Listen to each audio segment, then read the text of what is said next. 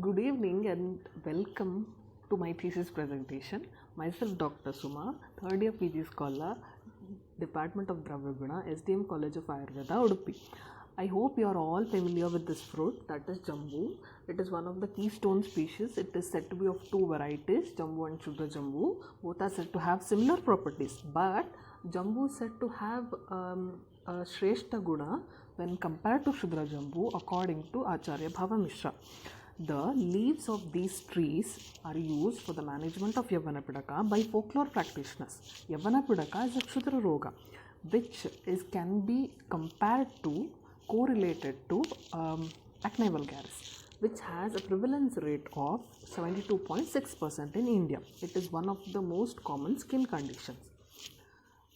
So, I wanted to know whether the properties of these drugs being similar, although named Maha and Shudra Jambu, whether they were actually similar or they were named based on its clinical efficacy and phytochemical standards. So I took up the study, which is comparative phytopharmacognostic and clinical evaluation of Jambu, Eugenia jambolanum, and Shudra Jambu, Syzygium caryophyllatum, with special reference to their efficacy in Yavanapidaka by myself, Dr. Suma, third year PG scholar from STMCA Udupi, under the guidance of Dr. Shrikant sir and co-guidance of Dr. Nivedita ma'am.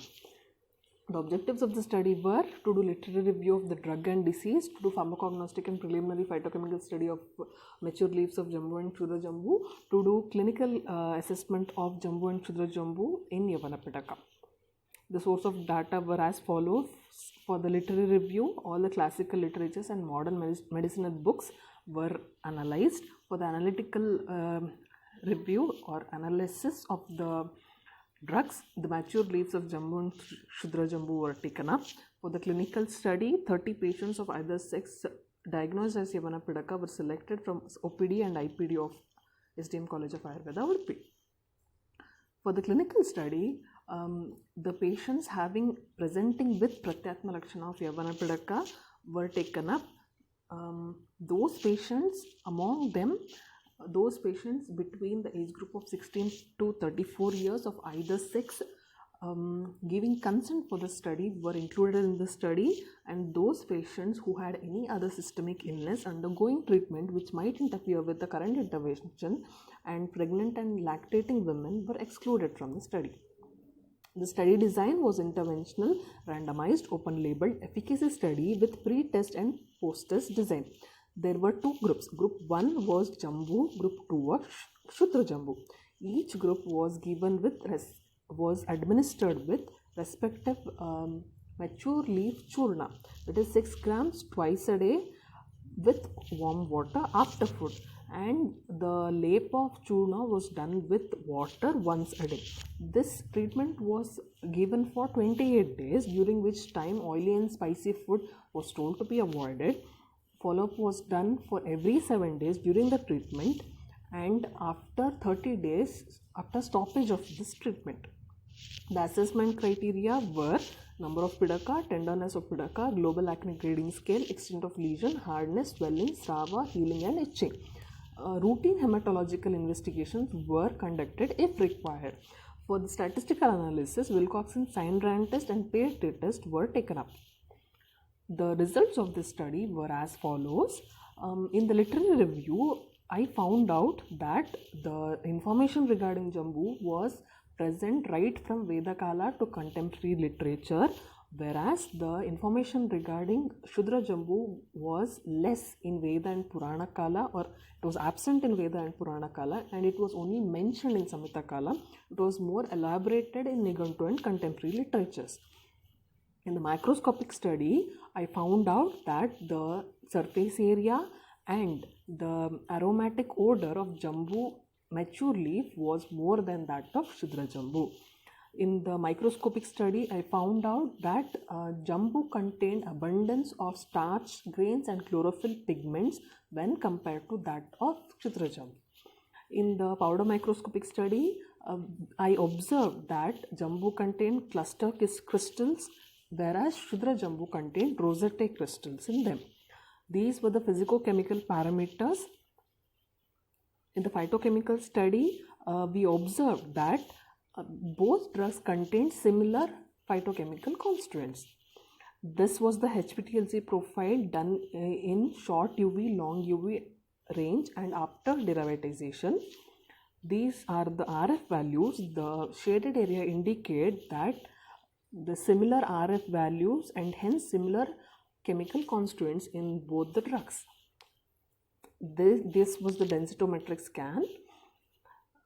The observations in the clinical study were 4 patients were male, 27 were female. Patients observed that while swallowing the churna, there was kanta gharshana in both the groups, which is one of the karma of Jambudvaya. And also the patient observed there was loose and easy passage of stools, which was contradicting the karma told by acharyas, that is both being stambhana in karma.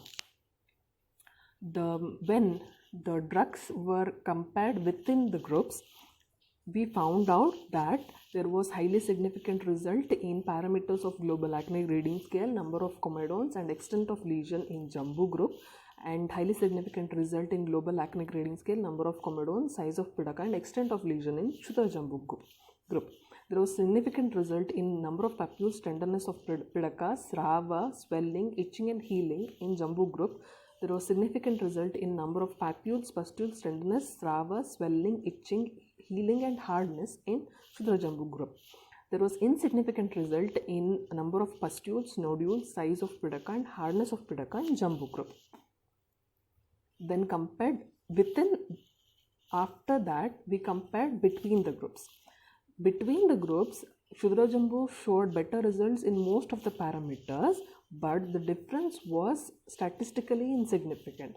Jambu also showed better results in some parameters, but that too was statistically insignificant.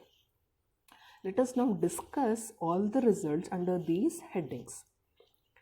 When we saw the macroscopic view of the mature leaves of Jambu and Shudra Jambu, the larger area and more aromatic odor of Jambu indicated that it contained more chlorophyll and it also contained more Prithvi and Agni Tattva comparison to Shudra Jambu. In microscopic study, the presence of abundance of starch grains indicated that Jambu had more food reserve and hence it could tolerate varied weather conditions. In the powder microscopic study, the presence of cluster crystals and rosette crystals, which are nothing but calcium oxalate crystals found in Jambu and Shudra Jambu, were having the function of preventing foraging of animals. In the physicochemical study, the Shudra Jambu contained 5.6% more of moisture content and hence it had more Jala Tattva in it. Jambu contained 9.46% more water-soluble active principles, whereas Shudra Jambu contained 20% more alcohol-soluble active principles. The difference of this was highly significant when done statistical analysis. In the physicochemical study, we found out that both contain similar active principles. And these active principles, that is tannins, alkaloids, steroids, flavonoids and phenols, were found by experimental models that they have anti-inflammatory activity, and terpenoids had wound healing activity, coumarins had hypopigmentation activity. In the HPTLC study in short UV range, Jambu showed only 1 band, Shudra Jambu showed 3 bands. All these 4 bands were in different RF values and hence the chemical constituents were also different. In the long UV range, Jambu showed 7 bands, Shudra Jambu showed 5 bands. Among them, 5 were in the same range of RF values, indicating that both had similar active principles. After derivatization, both showed 2 bands which were in the same RF range. In the densitometric scan, in 254 nanometers, Jambu showed 6 peaks, Shudra Jambu showed 5 peaks, which were both in different RF value, indicating different active principles. In 366 nanometer, both showed 6 peaks, among which 3 were in same RF range. But Jambu occupied a larger area in those peaks, indicating that the chemical constituents which were similar was in abundance in Jambu rather than Shudra Jambu. In the clinical study, we found out that both were effective in management of Yavanapidaka. Shurajambu was a slight better, but the difference was statistically insignificant. We also found out that during the initial non-inflammatory stage of comedones, Jambu was better, wherein there is release of pro-inflammatory cytokinin IL-1. And the Shudra Jambu was more effective in the later inflammatory stage of papules, pustules and nodules, wherein inflammatory cytokinins are released. Hence, we can say that both these drugs acted in the case of Yavanapidaka by virtue of Kashaya Rasa, which did Rakta Shodhana, Vrana Ropana, Kleda, Meda Shoshana, Tvak Prasadana and Kapha Pitta Shamana. Madhura Anurasa did Vrana Sandhana and Pitta Vata Shamana. Amla Rasa, which was present only in Jambu, did Vata Shamana, Deepana, Rochana and Panchana. The Laghu Guna did Lekhana of the Vrana and also Ropana. The Shita Virya in both drugs might have done Pitta Shamana and also reduced excessive sweating from the sweat glands. The Vrana Ropana and Tvak Doshahara Karma of these drugs might have also acted in this case. Also, these two drug mature leaves are found to have anti-inflammatory, antimicrobial, wound healing actions by their active principles. By the Prabhava, as we all saw before, that it caused Mrudu Sramsrana. Why is this so? When I got back into the literature, I saw that the mature leaf of Jambu is indicated wherever there is skin conditions, like in Jambadi Taila indicated for Vrana, whereas the Jambu Pallava, that is tender leaves, are indicated wherever there is Atisara. So, our Acharyas might have indicated or told that the Shita Virya of Jambu might be that of Jambu Pallava and not that of Jambu mature leaf. And also there is Rajanigantukara who mentioned that Jambu has Ushna Virya. Maybe the Jambu mature leaf actually has Ushna Virya and hence it caused Mrudu Sramsrana in this case. Apart from that, the Jambu is externally applied in Vyanga, so it indicates that it has a Varanya effect too. Jambu also has antibacterial effect against Propionibacterium acnes in an in vitro study. It also is said to correct the hypothalamo-pituitary ovarian axis, which might have reduce the acne caused by any enzymatic imbalances or hormonal imbalances. So, we could say that Jambu and Shurajambu leaf are almost equally effective in management of disease Yavanapidaka by virtue of their Rasa Guna Virya Vipaka Karma and Prabhava. Shurajambu is a bit better acting, but its effective is statistically insignificant.